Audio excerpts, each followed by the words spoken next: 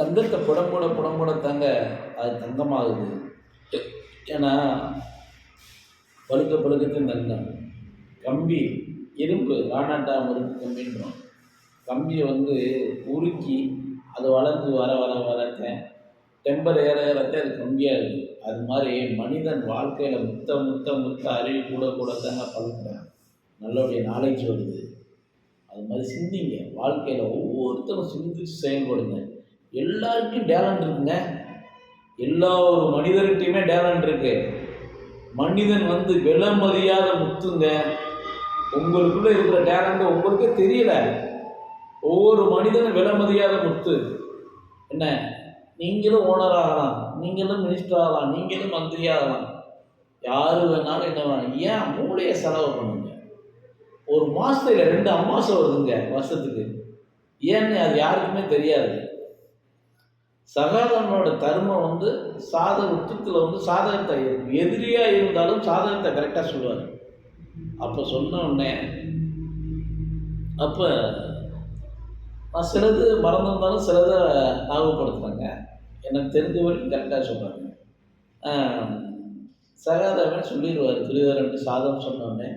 அப்போ பார்ப்பார் கிருஷ்ண பரமாத்மா. பார்த்தோடனே மருமைங்க ரைட்டு மாப்பிள்ளை மருமையை அவருடைய தர்மத்தை அவர் நிலைநாட்டிட்டார்.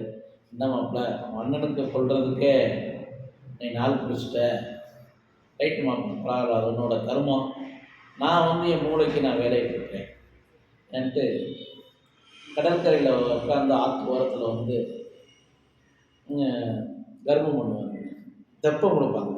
கொடுக்கையில் சந்திரனும் சூரியனும் வருவாங்க. அந்த ஒன்று என்ன அமாவாசைன்னு நாள் இருக்கே, நீங்கள் அதுக்குள்ளே இங்கே உட்காந்துருக்கீங்களே. ஏப்பா நீங்கள் 2 பேரும் ஒன்றா வந்துருக்கீங்களே, ஒன்றா அதுக்கு பேர் என்ன? அமாவாசை தான்ப்பா. அப்போ நீங்கள் 2 பேரும் ஒன்றா வந்துட்டீங்கல்ல, இன்றைக்கி அமாவாசை தானப்பான்னு. அது மாதிரி மூளையை செலவு பண்ணுங்க. செலவு பண்ணிட்டோம்னா உங்களை மிஞ்ச ஆள் இல்லைங்க. சாதிச்சிடலாம் இந்த வாழ்க்கையில். ஒவ்வொருத்தரும் டேலண்டாக யூஸ் பண்ணுங்கள். மனசை விட்டுறாதீங்க.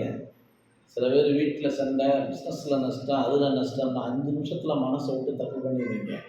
அதெல்லாம் உங்களை இந்த இரும்பை வளைச்சது மாதிரி தங்கத்தை பதப்படுத்தின மாதிரி ஒவ்வொரு கடவுளும் நம்மளை பக்குவப்படுத்துறது. 56 தேசத்தையும் ஆண்டவருங்க ஹரிச்சந்திர மாயனத்தில் ராசா. ஏங்க அவர் போய் ஒரே ஒரு பொய் சொல்லாததுனாலதான் அவர் போய் சுடுகாட்டில் நின்று புனையத்தை இருக்கிற நிலைமைக்கு வந்தார். நாடு இழந்து, நகரம் இழந்து, பொண்டாட்டியை இழந்து, பிள்ளையை இழந்து ஒரு ராசா அந்த நிலைமைக்கு வந்தார். இறைவனோட சோதனைக்கு எல்லாருமே ஆளாகும். ஏன்? ஒரு மனிதன் பக்குவப்படணும்.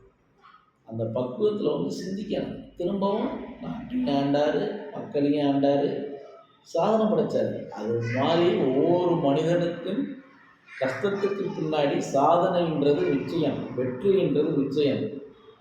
அந்த வெற்றிக்குள்ள நீங்கள் கண்டிப்பாக நாட்டலாம். நீங்கள் என்ன நினச்சி வாழ்க்கையில் சாதிக்கணும்னு நினச்சி ஒவ்வொரு நாளும் இறைவன்கிட்ட அந்த பிரம்மத்தில் உட்காந்து தியானத்தில் நினச்சி உட்காடுறீங்களோ, அதை பாடுபடுறீங்களோ, உழைக்கிறீங்களோ, கண்டிப்பாக நிறைவேறுங்க. கிராமத்தில் சொல்லுவாங்க, பள்ளத்தில் கிடந்தவன் சேத்துல கிடந்தவன் மீனை சாப்பிட்டேன், கரையில் உட்காந்தவன் வாயிலே பார்த்தேன். அது உண்மைங்க. உழைச்சாத்தேன் கடவுள் படிபடுவார். உழைக்காமல் ஒன்றும் இல்லை. நீங்கள் உழைக்காமல் இருக்கலாம், ஆனால் மூளையை வேலை கொடுக்கணும். சம்பாதிக்க 1000 வழி இருக்குது. பிஸ்னஸ் பண்ணலாம்.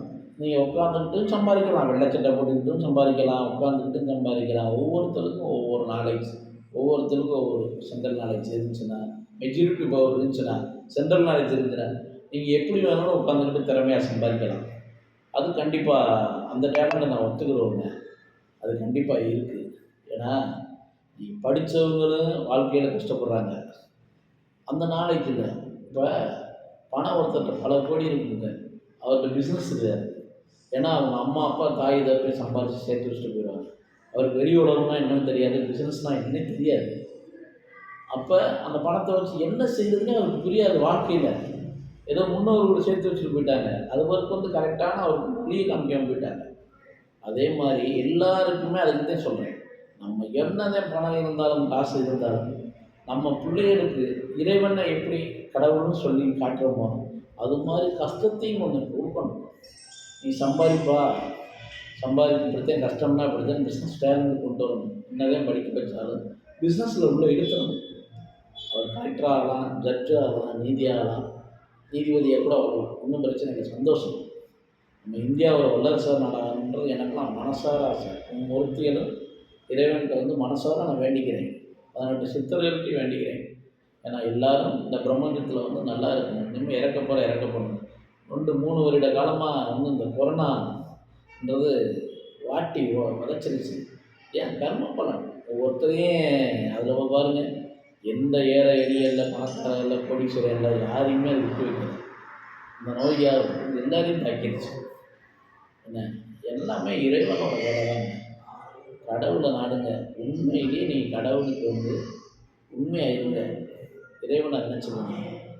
கண்டிப்பாக இறைவன் இருக்காருங்க. கல்லாக நினச்சிங்கன்னா அது கல்லுங்க. ஈஸ்வரனை நினச்சிங்கன்னா ஈஸ்வரங்க. காளியை ஒரு கல்லை பார்த்து அது கல், அது காளி இருக்குன்னு நினச்சா தாங்க காளி. நம்மளுடைய அப்பா அம்மா அம்மா அம்மா சொன்னதாங்க தெரியும். இவர் தான் இப்போ உங்கள் அப்பான்னு. அதே மாதிரி தான் பிரம்மத்தில் ஒவ்வொரு மனிதனும் உணரணும். இதில் இந்த அதுக்கு ஆன்மீகத்தில் வந்து தியானத்தில் வந்து தியானம் பண்ணணும். இதில் இருக்குது முருகன் தான், இதில் இருக்குது கணேசர் தான், இதில் இருக்கிறது காளி தேவி தான்,